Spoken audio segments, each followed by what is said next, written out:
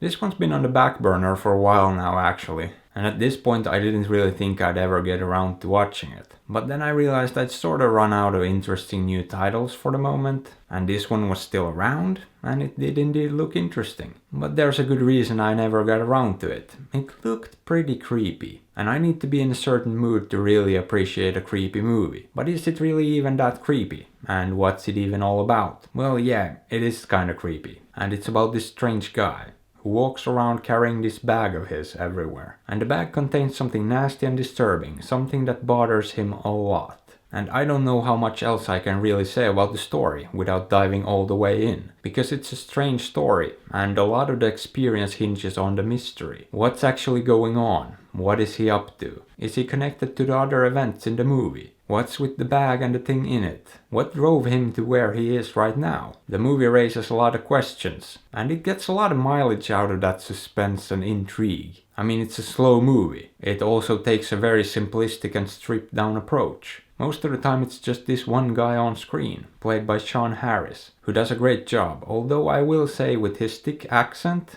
combined with mumbling, it did make a few parts a bit difficult to follow. I could have used some subtitles because I literally couldn't hear what he said. But overall he did a great job, and the movie is very effective in its simplicity. And it lets the mood of the movie and your imagination do the heavy lifting. Especially early on, but really for most of the movie. It doesn't do any cheap scares or anything like that. The creepy stuff was more implied than anything. And you never know what's real and what's not. You also of course start to question the sanity of the character as well, and if anything at all should be taken at face value, and it does all of that with very little fancy tricks. Now there is a bit of a cliche in this, the good old can't get rid of it trope, where the protagonist has something they wanna get rid of, but they can't. It somehow always seems to make a mysterious return, no matter what, and usually that feels cheap to me. But in this it actually works. Especially in the end when you look back at it, it makes perfect sense. So yeah, it's a bit of a cliche, but at the end of the day it didn't really bother me. But what's the movie actually about?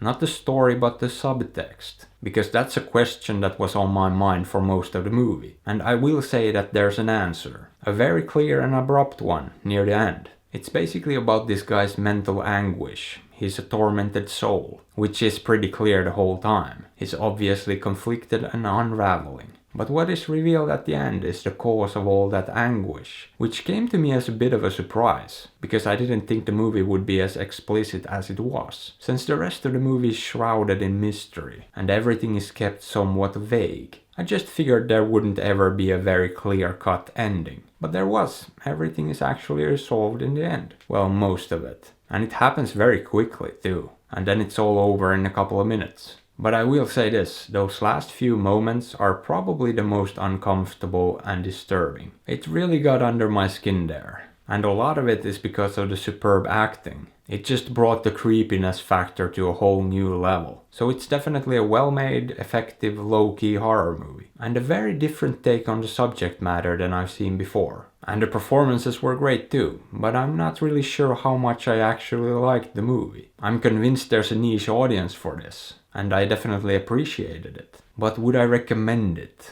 Not to most people, that's for sure. But I'm also sure there's a few weirdos out there who'll get a kick out of it. So if this sounds like your cup of tea, maybe give it a look.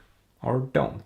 I'm not your dad. But I am trying to sell out, so consider liking, subbing, hitting that bell and supporting me on Patreon. Because I really need to buy myself a dilapidated dump to go live in. And hey, why not drop a comment below or check out another review? I'd appreciate it.